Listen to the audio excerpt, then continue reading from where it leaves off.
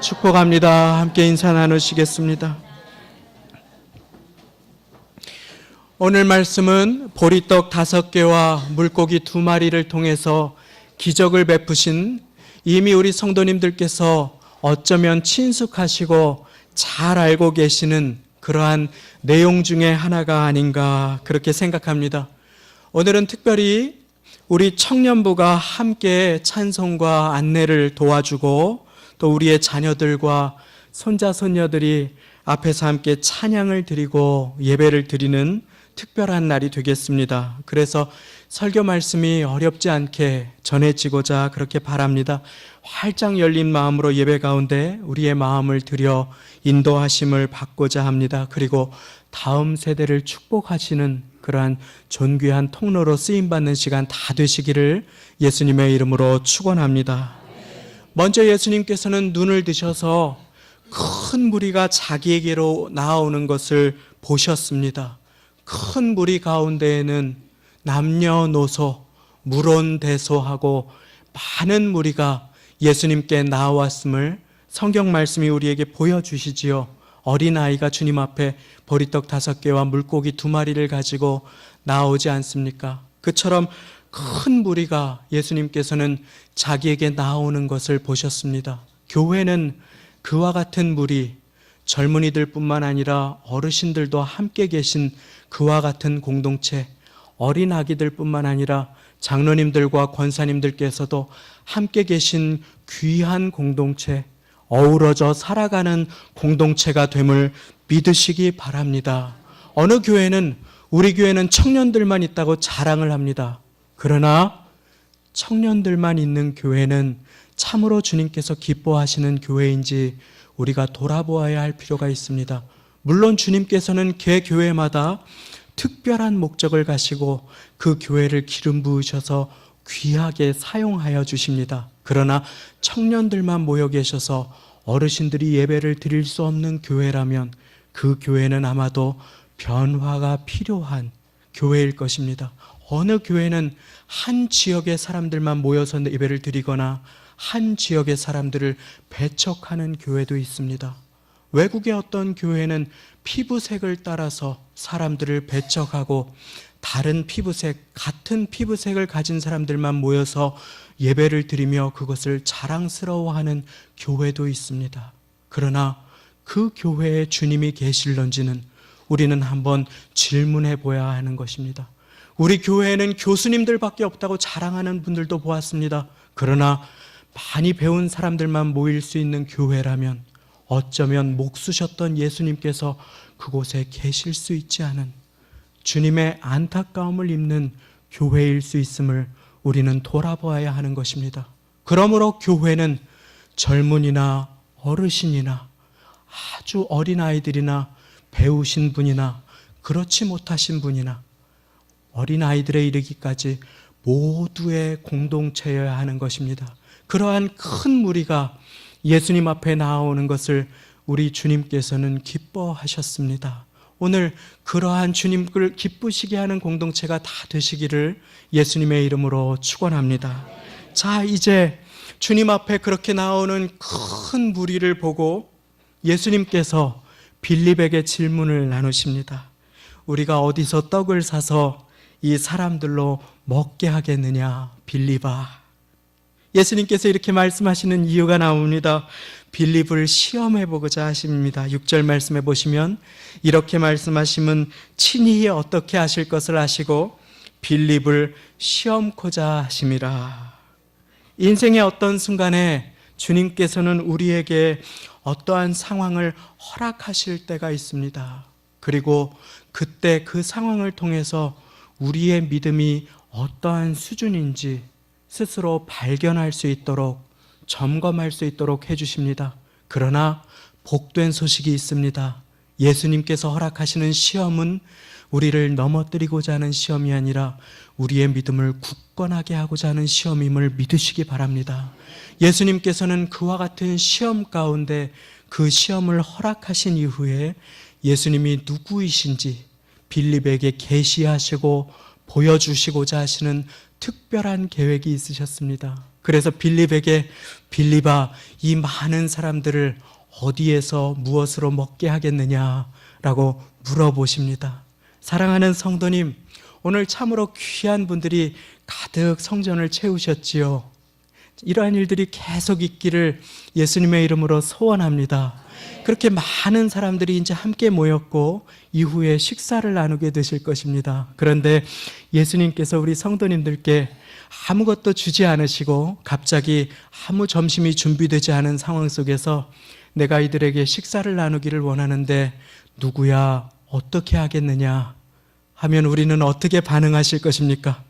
빌립이 그와 같은 심정일 것이었을 것입니다. 그런데 다행히도 빌립이 계산이 빨랐습니다. 계산기를 두들기기 시작합니다. 그리고 말합니다. 이성적이고 합리적인 그 빌립이 예수님께 대답합니다. 각 사람으로 조금씩만 나누어 줄지라도 200데나리온의 떡이 부족하나이다. 자, 계산은 정확했습니다. 문제를 보고 상황도 잘 아울었습니다. 현실과 타협도 했습니다. 각 사람을 배부르게는 못 먹입니다. 그러나 각 사람으로 조금씩만 나누어 줘도, 컵라면을 둘이 하나씩만 먹게 해도, 어떻게 해도 200데나리온의 떡이 부족합니다. 자, 빌립의 계산은 정확했습니다. 그런데 무언가 가장 중요한 하나가 그 계산 속에 빠져 있습니다. 그것이 무엇입니까? 바로 그 문제를 내신 예수님을 향한 믿음인 것입니다. 이 계산 속에는 예수님이 계시지 않았습니다. 이 계산 속에는 믿음이 없었던 것입니다. 빌립은 정확하게 세상 사람들도 할 수 있는 계산을 해서 예수님 앞에 드렸던 것입니다. 사랑하는 성도님, 저는 절대로 비합리적이고 잘못된 신앙을 가지고 하나님의 영광을 가리우라고 하는 것이 아닙니다.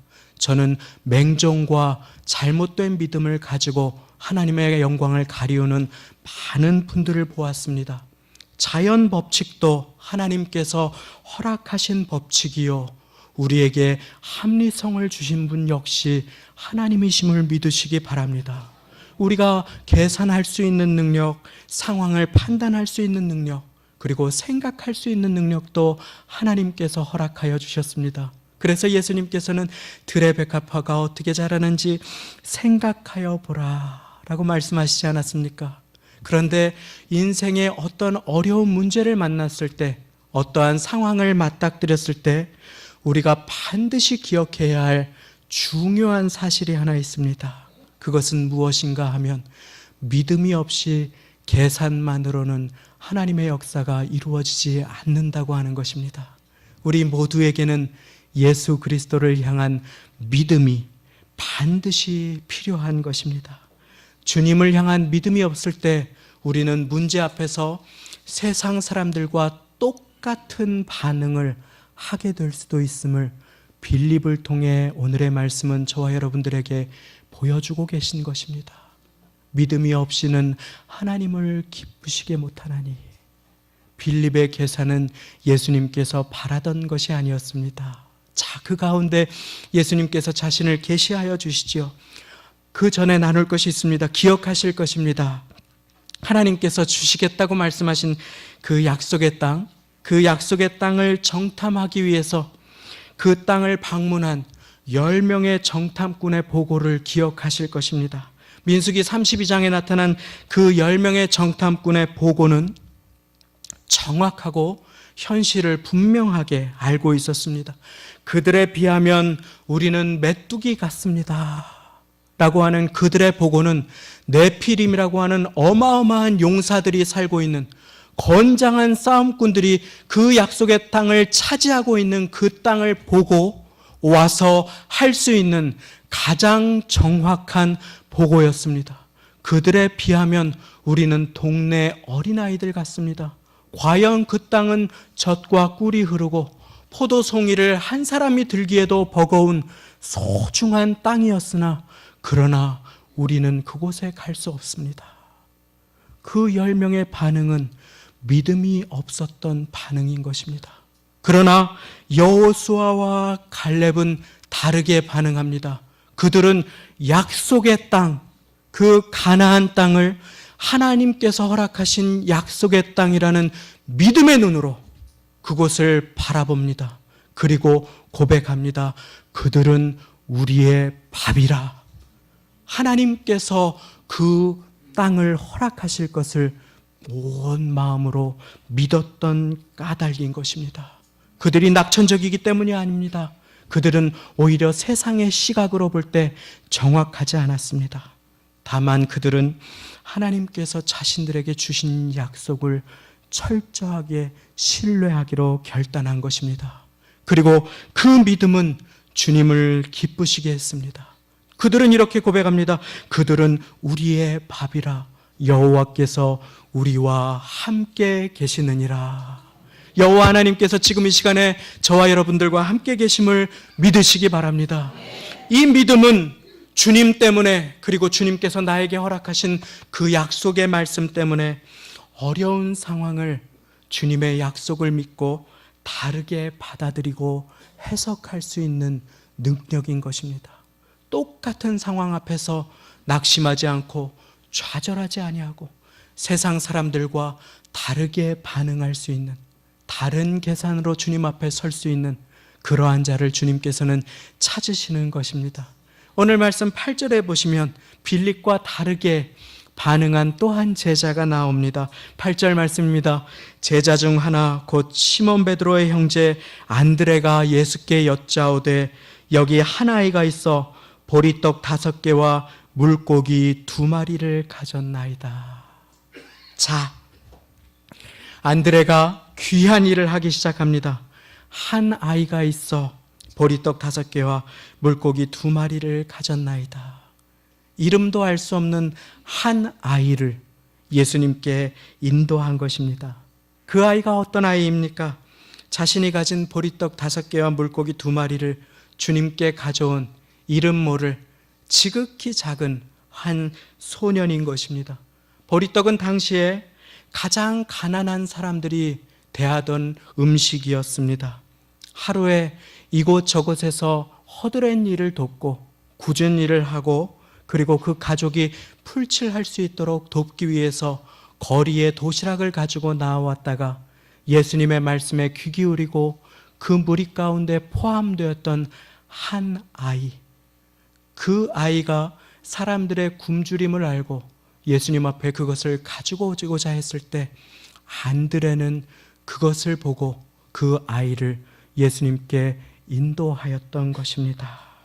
저는 오늘 우리 사랑하는 성도님들 모두가, 특별히 교역자와 교사 선생님들 모두가 한 영혼을 주님께 인도하시는 안드레와 같은 믿음으로 섬겨주시기를 예수님의 이름으로 축원합니다. 우리의 본분은 결코 우리가 기적을 만들어내는 것이 아님을 믿으시기 바랍니다. 다만 우리의 약한 능력 가운데 절망하는 자리에서 벗어나서 이제 우리의 본분은 기적의 주인공 되신 예수 그리스도께 한 영혼을 인도하는 손길로 쓰임받는 것임을 믿으시기 바랍니다. 하나님께서는 우리가 그와 같은 삶을 살도록 오늘 예배 가운데 우리를 불러주셨습니다. 이제 음식을 준비하시며 나의 자녀들을 위해서 기도하시기를 바랍니다. 출근하시는 길 가운데 우리의 아들, 딸들을 위해서, 어린 손자, 손녀들을 위해서 기도하시는 복된 저와 여러분들 다 되시기를 바랍니다.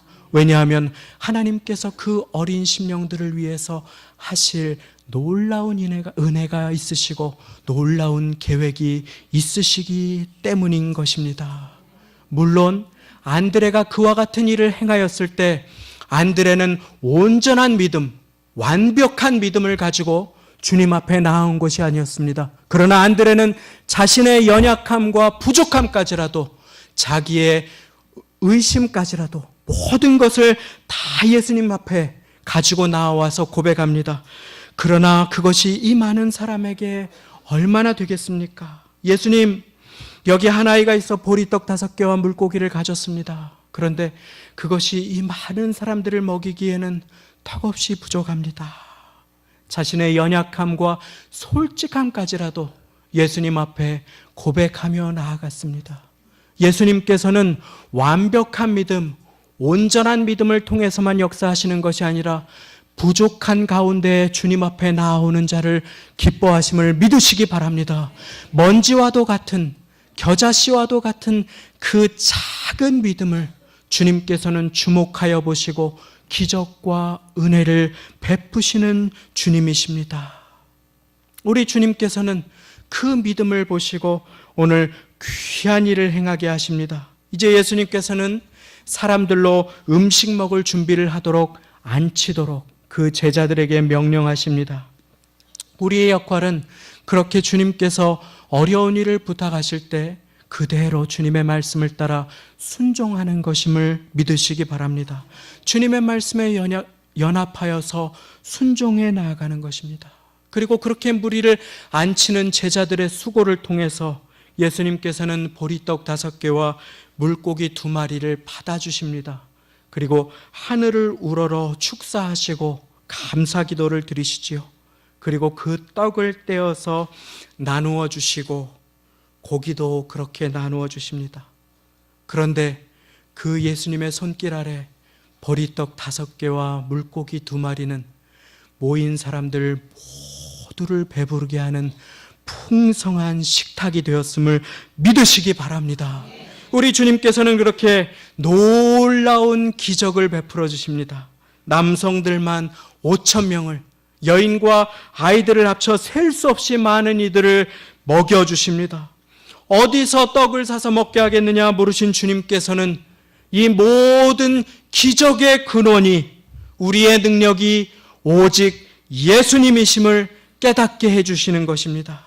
예수님께서는 이 일을 통해서 예수님께서 하나님의 아들이시요 우리의 생명의 근원이 오직 우리의 영의 양식 되신 예수님께만 있는 것을 계시해 주시고 빌립에게, 안드레에게 당신의 능력을 보여주셨던 것입니다. 그렇게 성경 말씀은 이렇게 증거하고 계십니다. 내가 곧 생명의 떡이니 내게 오는 자는 결코 줄이지 아니할 터이요 나를 믿는 자는 영원히 목마르지 아니하리라. 할렐루야. 우리 주님께서 생명의 양식이 되심을 믿으시기 바랍니다. 그 양식은 다 먹고도 12광주리가 남습니다. 성경에서 12라고 하는 숫자는 모두를 상징합니다. 12.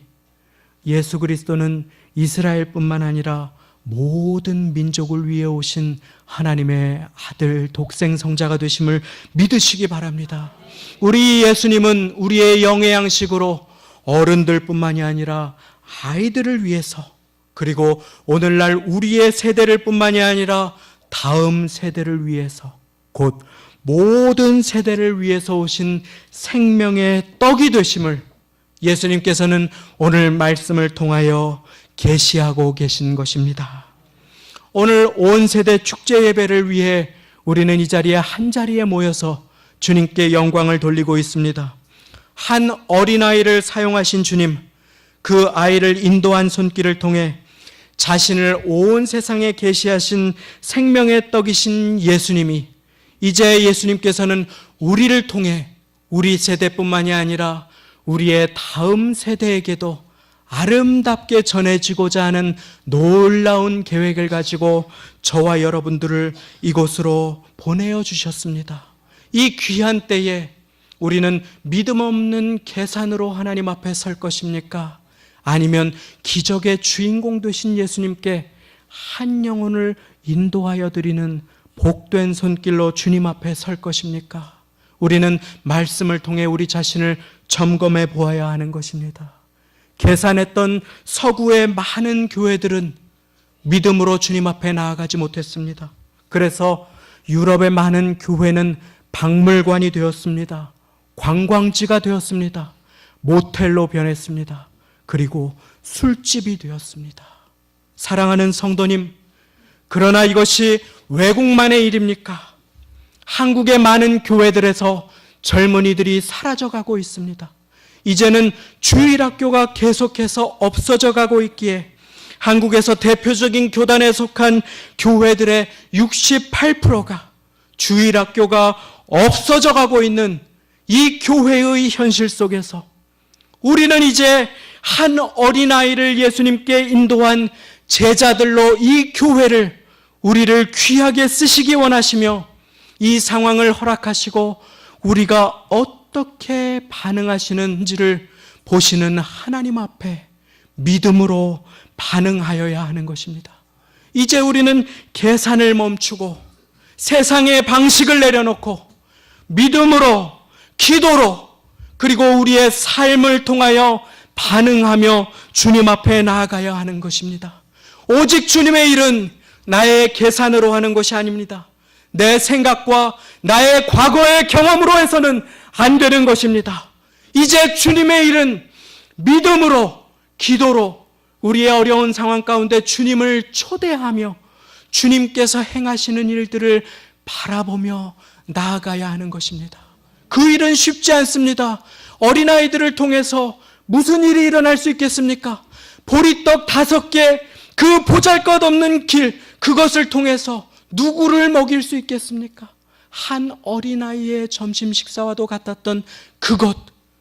그러나 주님께서는 그 헌신과 그 손길을 받으셔서 기적을 베풀어 주신 주님이 되어 주셨습니다. 오늘 우리는 특송을 드렸던 그 귀한 한 어린아이들을 보았습니다. 그와 같은 영혼들이 이곳에서 우리와 함께 예배를 드리고 있습니다. 내 곁에 이름 모를 한 아이와 같은 예수님께 인도함을 받아야 할 한 영혼이 있습니다. 그리고 주님께서는 안드레와 같이 저와 여러분들을 붙드셔서 소중하게 사용하시고자 하는 소망이 있습니다. 그 걸음을, 그 귀한 걸음을 오늘 함께 내딛고자 저와 여러분들은 이 시간 이 자리에 모였습니다. 이제 우리는 어린 심령들을 위해서 간절하게 기도하고 서로를 위해서 기도할 뿐 아니라 하나님께서 우리에게 베풀어 주신 그 크신 은혜를 어린 심령들에게 쏟아내어야 할, 흘려보내야 할, 그 기도로 심령들을 품어야 할 거룩한 책임과 권리가 있음을 하나님께서는 오늘 이 시간 말씀하여 주고 계신 것입니다. 사랑하는 성도님, 그 걸음은 결코 쉬운 걸음이 아닙니다. 그 걸음은 눈물의 걸음이며 헌신의 걸음이고 희생의 걸음이 될 것입니다. 그 걸음은 오랜 시간이 걸리는 걸음이 될 것입니다. 그러나 사랑하는 성도님, 그렇게 성도님들께서 그 길을 걸어주셨기에, 그 씨앗을 뿌려주셨기에, 그렇게 어린 심령들 한 사람 한 사람을 섬겨주셨기에 오늘 제가 이 자리에 서서 우리 성도님들께 이 말씀을 전하게 되었음을 믿으시기 바랍니다. 사랑하는 성도님, 주님께서 여러분들을 귀하게 사용하셨습니다. 주님께서 여러분들을 통해서 많은 생명을 세워주셨고 살려주셨습니다. 그러나 우리 주님께서는 지금까지 여러분들을 사용하여 주셨던 것보다 더 존귀하게 여러분들을 붙들어서 사용하시고자 하는 계획이 있음을 믿으시기 바랍니다. 그러므로 우리를 통해서 우리의 곁에 있는 낙심한 영혼, 희망이 없는 영혼, 넘어진 영혼들을 붙들어 주시는 주님의 손길로 주님께서는 저와 여러분들을 사용하여 주실 것입니다. 그리고 아울러 거기에서 멈추지 아니하고 저와 여러분들을 통해서 우리 다음 세대를 귀하게 축복하시고 기름 부어서 사용하실 것입니다. 이 일에 안드레와 같이 한 영혼을 주님께 인도하는 복된 손길이 다 되시기를 예수님의 이름으로 축원합니다.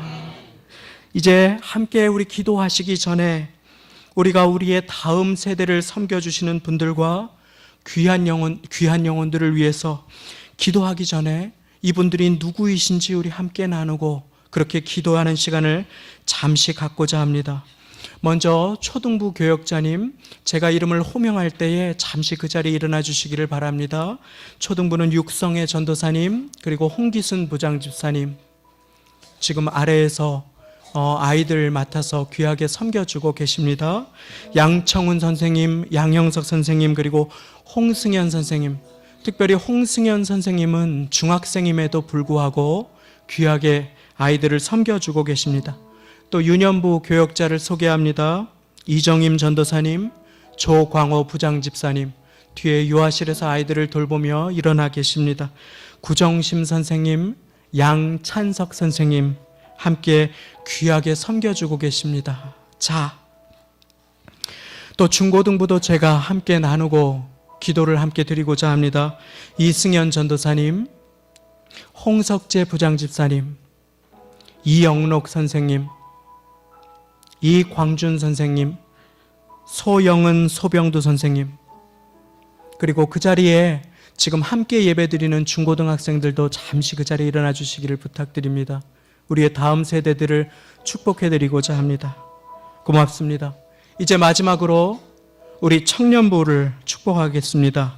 강지용 전도사님, 강영수 부장집사님, 또 청년분들께서도 그 자리에 계신데 잠시 일어나 주시기를 부탁드리겠습니다. 또한 협동 목사님으로 오셔서 함께 수고해 주시는 이건창 목사님께서도 일어나 주셔서 우리 함께 기도를 나누기를 원합니다. 이제 우리 모두가 오랜 세월 아이들을 귀하게 섬겨주시고 기도해 주시며 씨름해 주신 이 선생님들과 영혼들을 위해서 함께 기도를 모으기를 원합니다. 세상의 파도가 거친 아주 어두운 시대를 살아가고 있습니다. 어린 학생들, 초등학생들이 우리가 상상도 하지 못할 거친 어려움 가운데 있으며 중고등학생들이 어려움 가운데 처해 있는 것을 아십니다.